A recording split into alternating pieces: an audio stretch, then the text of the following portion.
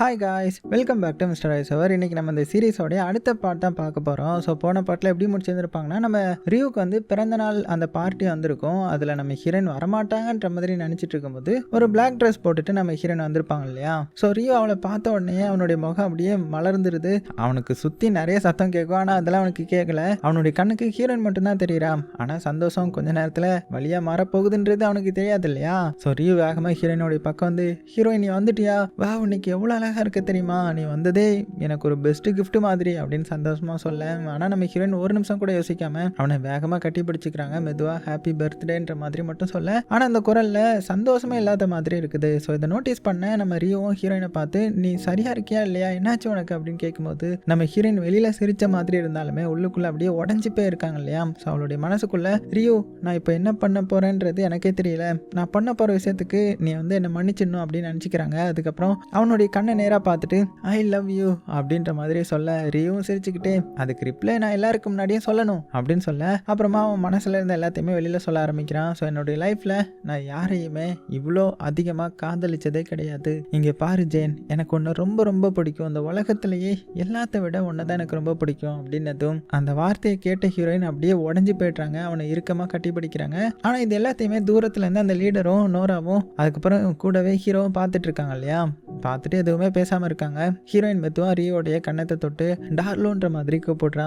ரியூக்கு வந்து சந்தோஷம் தாங்க முடியல. உடனே சிரிச்சுக்கிட்டே, நீ இப்படியே கூப்பிட்டா நான் உன்னை வந்து கிஸ் பண்ணிடுவேன்ற மாதிரி டீஸ் பண்ணேன். ஆனால் அடுத்த செகண்டே அவனுடைய முகம் சீரியஸ் ஆகிடுது. ஆனால் எனக்கு ஏதோ உன் மனசில் வேற ஏதோ ஓடிட்டு இருக்கிற மாதிரிலாம் தோணுது அப்படின்ற மாதிரி அவன் சட்டுன்னு கேட்டுடுறான். அவனுக்கு தோணுது போல. ஸோ ஹீரோயின் கண்களில் கண்ணீரோட மறுபடியும் ரியோ எனக்கு ஒன்று ரொம்ப பிடிக்கும் அப்படின்ற மாதிரி மட்டும் சொல்ல, அதுக்கப்புறம் கொஞ்சம் நேரம் அமைதியாக நின்றுட்டு ஆனால் நம்ம இதோட முடிச்சுக்கலாம் அப்படின்னு சொல்ல, அவ்வளோதான். இதை கேட்டு அவனுக்கு எப்படி இருக்குன்னு பார்த்துக்கோங்க, அப்படியே உறைஞ்சி போயிட்டான். அவனால் ஹீரோயின் சொன்னதை நம்பவே முடியல. பதற்றத்தோட ஹீரோயின் கிட்ட வந்து, டார்லிங் உனக்கு என்னாச்சு, நீ சரியாக தானே இருக்கிற, முதல்ல ஏதாவது சாப்பிடு, உடம்பு சரியில்லையா, கொஞ்சம் உட்காரு அப்படின்னு பதற்றப்பட ஆரம்பிக்கிறான். ஆனால் நம்ம ஹீரோயின் கண்ணீர் அடைக்கிட்டு இதெல்லாம் எனக்கு ரொம்பவே வலிக்குது தான் அப்படின்னு மட்டும் சொல்ல, ரியோ உடனே எனக்கும் வலிக்குது, நம்பு, இந்த வழியை என்னால் தாங்க முடியாது, உனக்காக நான் எதுனாலுமே பண்ணுவேன் அப்படின்னு சொல்ல. ஸோ ஹீரோயின் அவனை பார்த்துட்டு மெல்ல தலையாட்டுறாங்க. ஆனால் நான் உனக்காக அதை பண்ண முடியாதுன்ற மாதிரி சொல்ல, ரியோ உடனே இல்லை, நான் நீ சொன்னதை கேட்கவே இல்லைன்ற மாதிரி நினச்சிக்கிறேன், மறுபடியும் அப்படி சொல்லிடாத அப்படின்னு கெஞ்சுறான். ஆனால் நம்ம ஹீரோயின், அப்படின்னா மறுபடியும் சொல்லவா,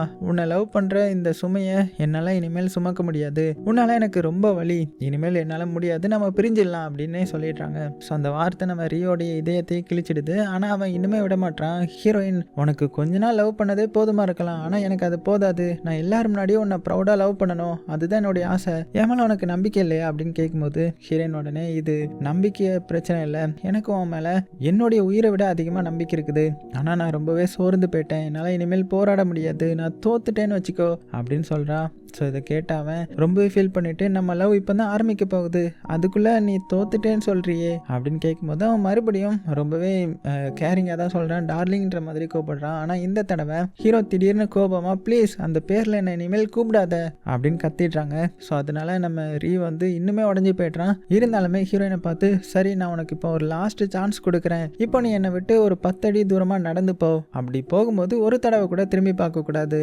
அப்படி நீ போயிட்டா நமக்குள்ளே நடந்த எல்லாத்தையுமே நான் மறந்துடுவேன், ஆனால் 10 அடி முடிகிறதுக்கு முன்னாடி ஒரே ஒரு தடவை நீ என்னை திரும்பி பார்த்தாலும் அந்த நிமிஷத்துல இருந்து நீ எப்போதுமே என்னுடையவள் தான் அப்படின்னு சொல்ல. ஸோ அந்த சேலஞ்சை கேட்டு நம்ம ஹீரோயினும் கொஞ்ச நேரம் நிதானமாக இருந்துட்டு அதுக்கப்புறம் மெதுவாக ஒரு அடியாக முன்னாடி நடக்க ஆரம்பிக்கிறாங்க. அந்த ஒவ்வொரு அடியோடையுமே அவளுடைய மனசில் ரியோ கூட கழிச்ச ஒவ்வொரு நினைவுகள் தான் ஓட ஆரம்பிக்குது. முதல் தடவை 2 பேரும் சந்திச்சது, அனில் கிட்ட இருந்து ரியோ வந்து இவளை காப்பாற்றினது, அந்த செக்ரட்டரியா அவளை சூஸ் பண்ணது, அவள் கொடுத்த அந்த ஸ்பைனச் வந்து சாப்பிட்டு அலர்ஜி வந்தாலுமே ஹீரோயினை நான் ஒருபோதும் குறை சொல்ல மாட்டேன்ற மாதிரி சொன்னது. ஸோ அவளை காப்பாற்றி நின்னது, ஒவ்வொரு நினைவுமே நம்ம ஹீரோயினுடைய மனசை அப்படியே நொறுக்குது. அவள் அழுதுகிட்டே ஒவ்வொரு அடியுமே எடுத்து வைக்கிறாங்க. இங்கே நம்ம ரியோ எப்படி இருப்பான்னு பார்த்துக்கோங்க, அவனுடைய இதயமுமே ஒவ்வொரு அடிக்கும் அப்படியே வலிச்சுட்டே இருக்குது. ஏன்னா இவ்வளோ நாள் ஹீரோயினுக்கு எந்த ஒரு ப்ராப்ளம் வந்தாலுமே முதல்ல ஓடி வந்து நிற்கிறது நம்ம ரியோ தான். அவள் கஷ்டப்பட்டா அவனுக்கு வலிக்கும், அவள் அழுதா இவனும் உடஞ்சி போவான். அதனால தான் முதல் நாள்ல இருந்து நீ இருந்தால் போதும், வேற எதுவுமே எனக்கு தேவையில்லைன்ற மாதிரி சொல்லிக்கிட்டே இருந்தான். கூடவே நான் எப்போதுமே உன்னுடைய சீல்டாக இருப்பேன், புல்லட் ப்ரூஃப் வெஸ்ட்டாக இருப்பேன்,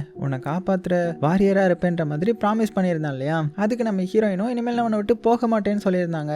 ஆனால் இன்னைக்கு அதே ஹீரோயின் அவனை விட்டு தூரமாக நடந்து போயிட்டு இருக்கிறா. ஹீரோயின் நடக்கிற ஒவ்வொரு அடியுமே பார்த்தீங்கன்னா நின்று போகிறாங்க, அழுதுகிட்டே போகிறாங்க. அந்த நேரத்தில் பின்னாடி இருந்து ரியோடைய குரலும் கேட்குது, ஹீரோயின் உனக்காக நான் சாவோட கூட போராடுவேன் அப்படின்னு சொல்ல அதை கேட்ட நம்ம ஹீரோயின் உள்ளுக்குள்ள அப்படியே கதறாங்க. இருந்தாலும் வெளியில காமிச்சிக்க முடியல.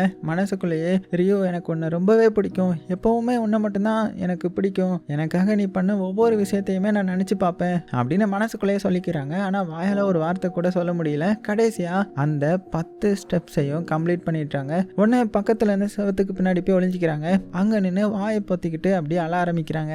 இங்க நம்ம ரியூக்கு பாத்தீங்கன்னா ஹீரோயின் சவருக்கு பின்னாடி ஒளிஞ்சிருந்தது தெரியாது. அவன் இன்னுமே அதே இடத்துல நின்னுக்கிட்டு அவகிட்ட பேசிட்டே இருக்கிறான். ஹீரோயின், நான் ஒண்ணு தான் ஆசைப்படுறேன், நாட்கள் முடிவில் நீ சந்தோஷமா இருக்கணும், நீ எடுக்கிற டிசிஷன் எதுவா இருந்தாலுமே அதுல நீ ஹாப்பியா இருக்கணும், எந்த முடிவுக்காகவும் ஒருபோதும் நீ பயப்படக்கூடாது அப்படின்னு சொல்ல கொஞ்ச நேரம் அமைதியா நின்னுட்டு ரொம்பவே வலியோட நமக்கு இப்போ பிரிஞ்சு போற நேரம் வந்துடுச்சு போல அப்படின்னு சொல்ல அதை கேட்ட நம்ம ஹீரோயினுக்கு எப்படி இருக்கும்? அப்படியே சவத்துக்கு பின்னாடி நின்னுங்கன்னு கதறி கதறி அழுகுறாங்க. கடைசியா ரியோ இன்னொரு தடவை அவனுடைய காதலை வந்து சொல்றான். ஹீரோயின், எனக்கு ஒன்று ரொம்ப பிடிக்கும், ஐ லவ் யூன்ற மாதிரி. ஸோ அந்த ஒரு வார்த்தையோடைய 2 பேரோடைய ரிலேஷன்ஷிப்பும் பார்த்தீங்கன்னா அந்த இடத்துல முடிஞ்சு போன மாதிரி ஆயிடுது. ஸோ இப்போ அப்படியே கட் பண்ணால் அடுத்த நாள் ஆகுது. அந்த பிரின்சிபல் ஆஃபீஸில் தான் காமிக்கிறாங்க. அங்கே ஏற்கனவே அனிலும் அந்த டீச்சரும் இருப்பாங்க. கொஞ்ச நேரத்தில் ரியோவும் ஹீரோயினும் உள்ள வராங்க.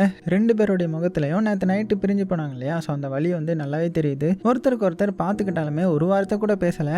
அந்த ரூம்லேயே ஒரு பயங்கரமான அமைதி. அந்த அமைதியை உடைச்ச அந்த அசிஸ்டன்ட் இருக்காங்க இல்லையா, ஸோ அவங்க வந்து சிரிச்சுட்டே பேச ஆரம்பிக்கிறான். ஓ, ஹிஸ்ட்ரி வந்து திரும்பவும் ரிப்பீட் ஆகிறது ரொம்பவே பிடிக்கும் போல அப்படின்னு அவன் ஒரு டைலாக் சொல்ல அந்த டைலாக்கை கேட்ட நம்ம ரியோ வந்து கொஞ்சம் சீரியஸ் ஆகிட்டான். உடனே நம்ம பிரின்சிபல் தான் ரியோவை பார்த்துட்டு, ரியோ, நான் ஏற்கனவே உனக்கு வந்து வார்னிங் கொடுத்துருந்தேன், ஆனால் நீ அதை கேட்கவே மாட்ற அப்படின்னு சொல்கிறாங்க. அதுக்கப்புறம் அங்கே இருந்து எல்லாருமே பார்த்துட்டு இன்னைக்கு உங்களை எல்லாத்தையுமே இங்கே கூப்பிட்டதுக்கு ஒரே ஒரு காரணம் தான் அப்படின்னதும் யாருக்குமே ஒன்றுமே புரியல. உடனே பிரின்சிபல் என்ன சொல்கிறாங்கன்னா ரொம்பவே கோவமா, நான் வந்து ஒரு டிசிஷன் எடுத்திருக்கிறேன், அந்த டிசிஷன் வந்து இப்போ அஃபீஷியலாக அனௌன்ஸ் பண்ண போகிறேன். ஸோ இந்த நிமிஷத்துல இருந்து ரியோ இருக்கான்ல, அவன் பிரசிடென்ட் பதவியில இருந்து நீக்கப்படுறான் அப்படின்னு சொல்ல அதை கேட்ட எல்லாருமே மிரண்டு போயிடுறாங்க. ஸோ டீச்சர் உடனே, மேம் இது வந்து கொஞ்சம் ஓவரா இல்லையா அப்படின்னு கேட்குறாங்க. அந்த நேரத்தில் அனிலும் முன்னாடி வந்து, நானும் டீச்சர் சொல்றது தான் சொல்கிறேன், ஏன் அப்படி நீங்கள் பேசுகிறீங்க, ரியோ வந்து இந்த ஹெல் யூனிவர்சிட்டிக்காக எவ்வளோ பண்ணியிருக்கிறான், அவனை வந்து நீங்கள் இப்படிலாம் இந்த பொசிஷன்லேருந்து ரிமூவ் பண்ணக்கூடாது, இது வந்து கரெக்டான டிசிஷன் கிடையாதுன்ற மாதிரி அவனும் பார்த்தீங்கன்னா ஆர்கியூ பண்ணுறான். உடனே அந்த பிரின்சிபால் வந்து அந்த பேச்செல்லாம் கொஞ்சம் கூட கண்டுக்காம நேராக ரியோவை பார்த்துட்டு,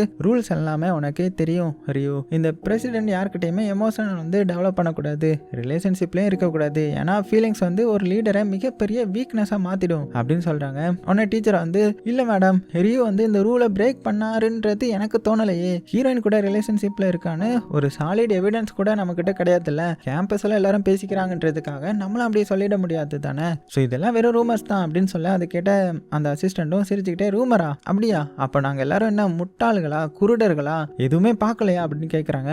அனில் உடனே, நானும் டீச்சரும் எப்போதுமே ரியோ கூட தான் இருந்தோம், அதனால தான் நான் உறுதியாக சொல்கிறேன், ஹீரோயின் கிட்ட ரியோ நடந்துக்கிட்டது முழுக்க முழுக்க ப்ரொஃபஷனல் தான், ஸோ அவங்க 2 பேரும் அவங்களுடைய டியூட்டியை தானே பண்ணிட்டு இருந்தாங்க, ஸோ வேற எதுவுமே இல்லைல்ல அப்படின்னதும் மறுபடியும் அந்த அசிஸ்டன்ட் வந்து சிரிச்சுக்கிட்டு, அப்படியா சார், அப்படின்னா இன்னைக்கே உண்மை என்னன்னு எல்லாருக்கும் தெரிய வைக்கலாம் அப்படின்னு சொல்லிட்டு ரியோவுக்கும் ஹீரோயினுக்கும் நடுவில் உண்மையாகவே என்ன ரிலேஷன்ஷிப் இருக்குன்னு செக்ரட்டரி வாயாலே கேட்கணும் அப்படின்ற மாதிரியும் சொல்கிறேன். ஆனால் அந்த பிரின்சிபால் உடனே அதுக்கெல்லாம் அவசியம் இல்லை, அவங்க 2 பேருடைய கண்ணை பார்த்தாலே எல்லாமே புரியுது, அவங்களுக்குள்ள உண்மையாகவே ஏதோ இருக்குன்ற மாதிரி சொல்கிறாங்க. இவ்வளோ நேரம் அமைதியாக இருந்த ரியோ இப்போ அமைதியாக இருக்க முடியாமல் அவனே முன்னாடி வந்து, நீங்கள் ஏற்கனவே முடிவு பண்ணிட்டீங்க, அதனால இனிமேல் மறைக்க முடியாது, உண்மையை நான் சொல்லிடுறேன் அப்படின்னு பேச ஆரம்பிக்கிறான். ஸோ அவன் உண்மையை சொல்கிறதுக்கு முன்னாடி திடீர்னு நம்ம ஹீரோயின் எல்லாருமே ஷாக் கொடுக்குற மாதிரி நடுவில் என்ன சொல்கிறாங்கன்னா, இல்லை எங்களுக்கு நடுவில் எந்த ஒரு ரிலேஷன்ஷிப்புமே கிடையாது, நாங்கள் ஒருத்தருக்கு ஒருத்தர் லவ் பண்ணவே இல்லை, எங்களுக்குள்ள அப்படி எதுவுமே கிடையாது அப்படின்னு கத்தி சொல்கிறான். அந்த வார்த்தையை கேட்டதுமே ரியோடைய மனசு மறுபடியும் காயப்பட்டுருது. அவன் ஹீரோயினை நம்ப முடியாமல் அப்படியே பார்த்துட்டு நிற்கிறான். ஸோ பிரின்சிபல் ஹீரோயின் கிட்ட, ஹீரோயின் நாங்கள் ஒன்றும் முட்டாள் கிடையாது, நீங்கள் 2 பேரும் எப்போதுமே சேர்ந்து இருக்கிறத எங்களால் பார்க்க முடியலன்னு நினைக்கிறியா அப்படின்னு கேட்குறாங்க. ஹீரோயின் அவளுடைய கண்ணீரை மறைச்சிட்டு அமைதியா, நான் செக்ரட்டரி, அவரோட கூட இருக்கிறது என்னுடைய டியூட்டி, செக்ரட்டரியா பிரசிடென்ட் கூட இருக்கிறது தான் என்னுடைய வேலையே, அதை தவிர வேற எதுவுமே எனக்கு கிடையாது அப்படின்னு சொல்ல உடனே இந்த அசிஸ்டன்ட் அவனுக்கு கொஞ்சம் சிரிச்சுக்கிட்டு, சரி அப்படின்னா ஒரே ஒரு கொஸ்டின், அதுக்கு மட்டும் ஆன்சர் பண்ணு, நீ எப்போதாவது ரியூவை காதலிச்சிருக்கியா அப்படின்னு கேட்கும்போது அதை கேட்ட உடனே ரியூ மறுபடியும் ஒரு நம்பிக்கையோட ஹீரோயினை பார்க்குறான். இந்த தடையாவது அவள் உண்மையாக சொல்லுவாளா இல்லையான்ற மாதிரி. ஆனால் ஹீரோயின் ஒரு நிமிஷம் கண்ணை மூடி ரொம்பவே கஷ்டப்பட்டு இல்லை அப்படின்னு மறுபடியும் சொல்லிட்டாங்க. ஸோ அந்த ஒரு இல்லைன்றது நம்ம ரியூவுக்கு எப்படி இருக்கும்? ஸோ டீச்சரும் இப்போ இப்போவாவது புரியுதா, இந்த ரூமர்ஸ்க்கு இப்போ ஒரு முற்றுப்புள்ளி வைங்க அப்படின்னு சொல்ல. ஸோ அந்த பிரின்ஸ்பலும் கொஞ்ச நேரம் யோசிச்சுட்டு சரி இந்த தடவை நான் அதை நம்புறேன் அப்படின்னு சொல்லிடுறாங்க. ஆனால் அடுத்த செகண்டே இருந்தாலும் ரியூ ஒரு வாரம் நீ பிரசிடென்ட் போஸ்ட்ல இருந்து சஸ்பெண்ட் அப்படின்ற மாதிரி அறிவிச்சிட்டாங்க. ஸோ நம்ம ஹீரோயின் சொன்ன பொய்யால ரியூவோடைய பொசிஷனை எப்படியோ காப்பாத்திட்டான். ஆனால் அதுக்காக அவளுடைய காதலையே அவள் கொலை பண்ணிட்டா இல்லையா. ஸோ அப்படியே மீட்டிங் முடியுது.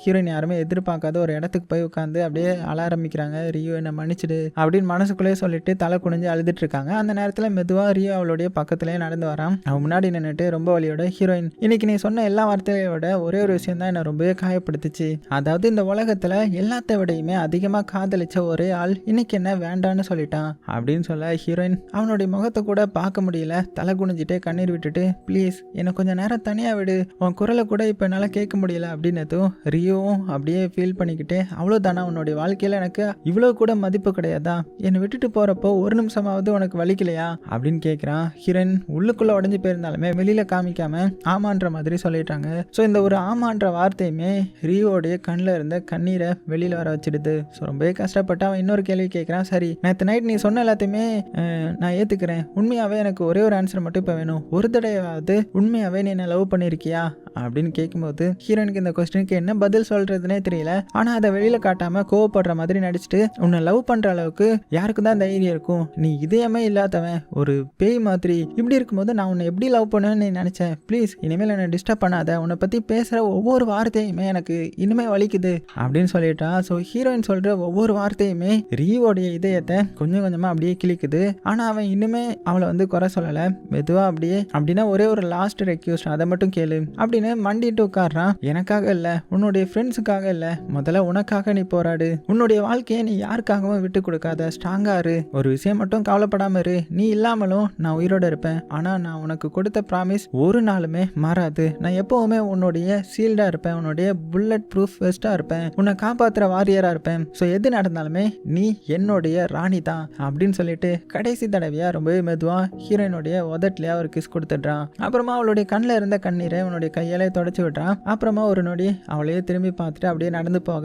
ஸோ ரியூ போனதுமே ஹீரோயின் இன்னுமே அவளால் அடக்க முடியல, அப்படியே கதறி அழுறாங்க. மனசுக்குள்ள ரியூ நான் போராடுவேன், எனக்காக மட்டும் இல்லை, என்னுடைய ஃப்ரெண்ட்ஸுக்காக மட்டும் இல்லை, உனக்காக தான், உனக்காகவும் நான் போராடுவேன், என்னுடைய உடம்புல கடைசி சொட்டு ரத்தம் இருக்கிற வரைக்குமே நான் ஃபைட் பண்ணுவேன், தேவைப்பட்ட உனக்காக நான் உயிரையுமே கொடுப்பேன், என்னுடைய கிங் அப்படின்ற மாதிரி மனசுக்குள்ள சொல்லிட்டு அழுதுட்டே இருக்காங்க. அப்படியே சீனும் கட் ஆகுது. அப்படியே நாட்களும் போக ஆரம்பிக்குது. ஸோ ஹீரோயின் வாய்ஸ் ஓவரில் பேக்ரவுண்டில் என்ன சொல்கிறாங்கன்னா, ரியூ அந்த நாளுக்கு அப்புறம் ரொம்ப நாளாகவே முழுசாவே காணாமல் போயிட்டாரு, அவர் எங்கே இருக்காரு என்ன பண்ணுறாருன்றது யாருக்குமே தெரியல. ஸோ ரியூ இல்லாத இந்த ஹெல் யூனிவர்சிட்டி முழுசாவே வேற மாதிரி மாற ஆரம்பிச்சிடுச்சு. அதாவது அமைதி இல்லாமல் மாறிடுச்சு. ஸ்டூடெண்ட்ஸ் யாருமே வெளியில் காமிக்கல, ஆனால் அவங்களுக்குள்ள ரியூவை மிஸ் பண்ண ஆரம்பிச்சிட்டாங்க.